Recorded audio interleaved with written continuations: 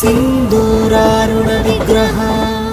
त्रिनयना माणिक्यमौळी स्फुरत् तारानायकशेखरा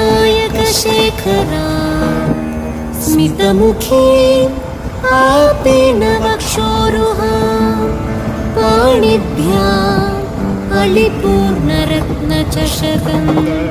रक्तोत्पलं बिभ्रति सौम्या रत्नखटस्थ रक्तचरणा ध्यायेत् परामम्बिका।